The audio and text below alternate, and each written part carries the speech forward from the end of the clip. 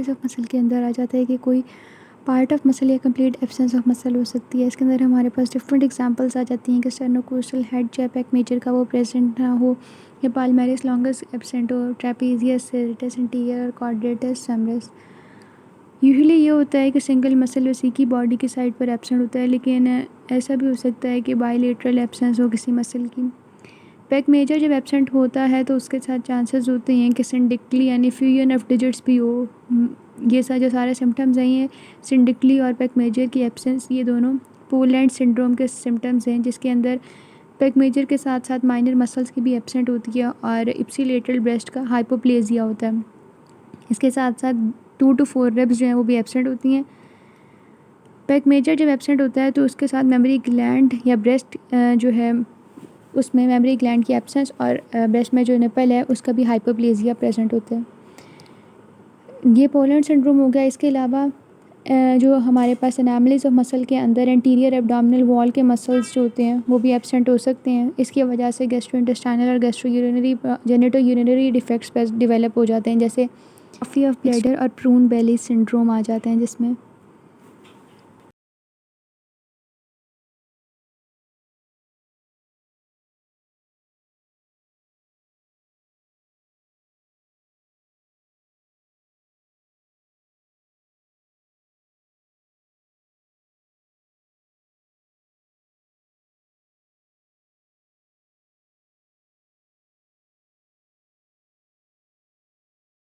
एक टर्म हाँ रह गई कि एक्सट्रॉफी ऑफ ब्लैडर में ये होता है कि ब्लैडर फीटस से बाहर प्रेजेंट होता है और it's unable to store urine और अपना नॉर्मल फंक्शन परफॉर्म करने के काबिल नहीं होता।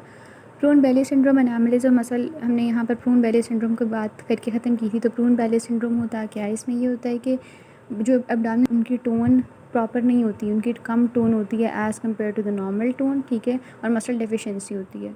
इसकी वजह से क्रिप्टोकिडिज्म भी हो सकती है, ठीक है, जिसका मतलब है कि टेस्टिस डिसेंड नहीं करते मेल नियोनेट्स में, ठीक है। और इसके अलावा मेगा यूरेटर्स भी की डेवलपमेंट हो सकती है, ठीक है। और इसके अलावा एब्डोमिनल वॉल बहुत थिन होती है, सारे जो विसरास होते हैं विजिबल पैल्पेबल होते हैं, ठीक है।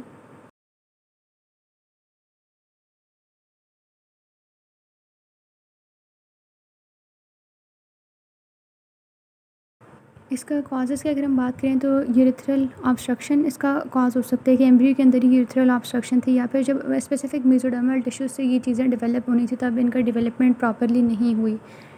आर्थ्रोग्रिपोसिस, जिसको हम आर्थ्रोग्रिपोसिस मल्टी कॉम्प्लेक्स कंजेनिटा AMC भी कहते हैं, इसमें कंजेनिटल जॉइंट कॉन्ट्रैक्चर प्रेजेंट होते हैं काफ़ी ज़्यादा डिफरेंट जगह पर। मोर देन 300 हेट्रोजेनस डिसऑर्डर्स इसके अंदर प्रेजेंट हैं। इसके कौन क्लियर है न्यूरोपैथिक डिसऑर्डर्स और मसल के या कनेक्टिव टिश्यू के एबनॉर्मेलिटीज़ जो होती हैं वो रिस्ट्रिक्ट कर देती हैं इंट्रायूटेराइन मूवमेंट्स में ही, मतलब फीटल के लेवल पर एब्सेंट होती हैं। ये हम इसकी पिक्चर्स देख सकते हैं, ठीक है, कि जॉइंट कंट्रैक्चर्स हुए हुए हैं। सर्टेन जॉइंट्स जो हैं उनका कंट्रैक्चर हम देख सकते हैं यहाँ पर, ठीक है। में एक कंडीशन होती है हेमारप्लेसिया, जिसके अंदर बाइलेटरल फ्लेक्शन कंट्रैक्चर्स हुए होते हैं। रेस्ट के हम देख सकते हैं एक्सटेंशन हुई होती है नी की और टेलिपस एक्वाइनोवेरस हुआ होता है, लेकिन बाकी सब जॉइंट्स स्पेयर होते हैं।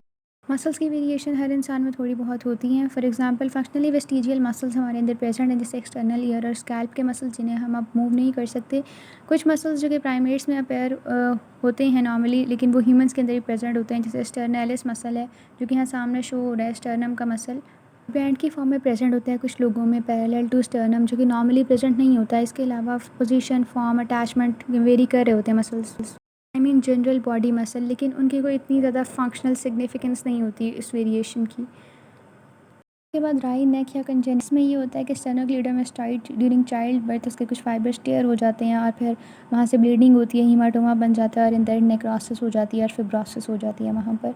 इसकी वजह से लेटरल बेंडिंग हो जाती है हेड की टुवर्ड्स द इफेक्टिव साइट और स्लाइड टर्निंग ऑफ हेड हो जाती है अवे फ्रॉम दैट उस जगह उस साइड पर जिस साइड के फाइबर्स छोटे होते हैं, ठीक है। ऑल दो सिजेरियन सेक्शन में भी देखा गया है कि ये कंजेनिटल टॉर्टिकोलिस अपेयर होता है। 10 हम ये नहीं कह सकते कि चाइल्ड बर्थ के दौरान फाइबर टेयरिंग ही सिर्फ इसकी कॉज है, दूसरे इसके कॉजेज़ भी हो सकते हैं, जैसे इंट्रायूटेराइन क्राउडिंग, स्टेर्नोक्लीडोमास्टॉइड मसल ही की मायोपैथी हो, तो ये कॉजेज़ भी हो सकती हैं। एक्सेसरी मसल्स भी हमारे पास प्रेजेंट होते हैं, जैसे सोलियस, इनकोनियस या क्वाड्रेटिस प्लांटे मसल्स। सोलियस के बारे में ये कहा जाता है कि हो सकता है इसका प्राइमोर्डियम ही स्प्लिट कर गया हो स्टार्ट में।